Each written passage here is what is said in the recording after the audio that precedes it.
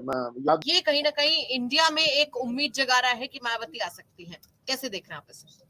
नहीं, मायावती जी आएंगी नहीं आएंगी ये तो समय बताएगा, लेकिन इतना तो सही है कि जो बिहार में जातीय सर्वे हुआ है वो भारत के अन्य सारे राज्यों पर उसकी मांग आना या उस पर चर्चा होना या उस पर बात करना, ऐसा लगता है कि विपक्ष को ये लग रहा है कि इस बिंदु पर हम जा करके जो एनडीए गठबंधन है उसको हरा सकते हैं, उसको या हम उसको टक्कर दे सकते हैं।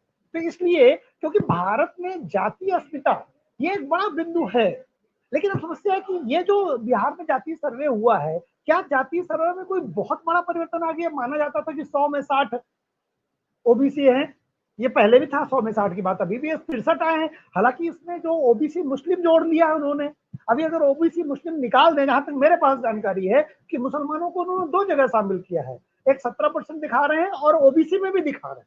तो ओबीसी जो 57-58%, 52% पहले माने जाते थे, 57% आज के आसपास है। तो इसलिए संख्याएं उतनी ही है, लगभग 15 से 17% सवर्ण माने जाते थे बिहार में, 15 साढ़े 15% सवर्ण है। तो ऐसा कोई ड्रामेटिक चेंज नहीं आने वाला है, लेकिन ड्रामेटिक चेंज ओबीसी में आने वाला है, पिछड़ा और अति पिछड़ा में। अब अति पिछड़ा जो है वो उत्तर प्रदेश में हो चाहे बिहार में, उसकी राजनीतिक भागीदारी सुनिश्चित नहीं है, समाजवादी पार्टी में भी सुरक्षित नहीं है, जेडीयू में भी सुनिश्चित नहीं है और आरजेडी में भी सुनिश्चित नहीं है। कल अनुपम जी ने परसेंटाइल वाइज बताया था कि अति पिछड़ों की भागीदारी कितनी कम है। तो अब लड़ाई जो भारतीय जनता पार्टी लड़ेगी वो अति पिछड़ों की लड़ेगी और उसमें जो गोलबंदी होगी अति पिछड़ों के साथ सवर्णों की होगी। देखिए, सवर्ण तो पहले से पता कि वो 15-17% है, उसमें कोई परिवर्तन तो नहीं आया। अभी भी बिहार में जो जाति सर्वे हुआ है उस सर्वे में उतना ही निकला है, उत्तर प्रदेश में भी उतना ही निकलेगा, लगभग सबको अंदाजा है। ये जो कास्ट सेंसस ला के रखा गया, मैंने कल एक चैनल में कहा कि बिहार में तो सबसे ज्यादा इसमें मुसलमान है, क्योंकि मुसलमानों को ओबीसी जनरल में तो बांटा ही नहीं गया, उन्हें मुस्लिम रखा गया और ओबीसी में भी शामिल कर लिया गया। मुसलमानों की 72 जातियां हैं, हिंदुओं की अगर 250 जातियां बताई गई हैं, तो मुसलमानों में जो 72 फिरके हैं उनको भी बताओ ना, उनका भी तो सामाजिक रूप से अलग अलग चीजें आपको करनी चाहिए।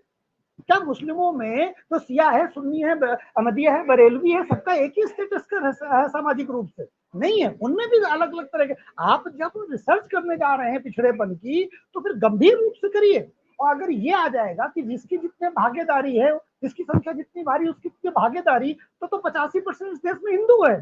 तो क्या कहा जाए कि जो ईसाई पॉइंट में है, जो मुस्लिम 14-15% है और जो सिख है 2% है, पारसी है, यहूदी है, इनको कोई भी मत कोई भी अधिकार नहीं मिलना चाहिए क्योंकि इनकी संख्या बहुत कम है। तो ये बात है। अब आगे बात आएगी कि लोकतंत्र में जो भागीदारी संख्या के आधार पर कर रहे हैं, इससे तो जनसंख्या कंट्रोल जो है फेल हो जाएगा। लोग ज्यादा बच्चे पैदा करेंगे, भाई हम भी ज्यादा बच्चे पैदा करेंगे, जो हमारी सारी योग्यता इस बात पर निर्भर करेगी कि हमारे कितने बच्चे हैं, क्योंकि हम 2 क्यों पैदा करें, फिर हम भी 6 करेंगे। तो इसलिए ये जो एक सामाजिक विद्वेष पैदा करने की कोशिश है, ये कलुषित विचारधारा के साथ आई है, इसका मेंसरिया अपवित्र है, क्योंकि ये सामाजिक न्याय की लड़ाई के लिए नहीं लाया गया। ये एनडीए से कोई इनके पास विकल्प नहीं है जीतने के लिए, तो हिंदुओं को बांटने का एक तरीका मात्र है। हिंदुओं को तोड़ दीजिए और मुसलमानों को एक जैसा रखिए। मुसलमानों को 17% आप दिखा रहे हैं, हमने कहा मुस्लिम मुख्यमंत्री बनाइए ना बिहार में, अब सबसे ज्यादा तो मुसलमान है आपने, क्योंकि 72 फिरकों का उल्लेख नहीं किया है। लेकिन ये गौरांशी बहुत तेजी से बढ़ेगा और अब लड़ाई जो होगी, कल प्रधानमंत्री ने जो ये बात कही थी 85-15 वाली, क्योंकि अगर वो मांग भारत में शुरू हो जाएगी कि कम वाले को कुछ न दिया जाए, एक तरफ तो भारत का प्रधानमंत्री कहता है सब कुछ माइनॉरिटीज का, वो भी मुसलमानों का है, मनमोहन सिंह जी, अब आप तय कर दो कि ज्यादा वाले को दोगे या कम वाले को दोगे। अगर बात ज्यादा और कम की आएगी तो इस देश में माइनॉरिटीज को कुछ नहीं मिलेगा, सब खत्म हो जाएगा, सब हिंदू ही ले जाएगा। तो इसलिए जो विपक्ष है उसको सकारात्मक बिंदुओं की तरफ आकर के चुनाव लड़ने की कोशिश करना चाहिए, क्योंकि अगर ये जातिवाद बढ़ाएंगे तो इस देश में सांप्रदायिकता बढ़ेगी। कल से इसकी शुरुआत हो गई है गौरांशी, इस देश में अगर जातिवाद बढ़ेगी तो सांप्रदायिकता उससे ज्यादा बढ़ेगा, उसका काट फिर सांप्रदायिकता ही है। 85 बनाम 15 बीजेपी बनाएगी और जो विपक्ष है वो जाति गोलबंदी पर खेलेगा। ये देश के लिए अच्छी बात नहीं। जी गौरांशी।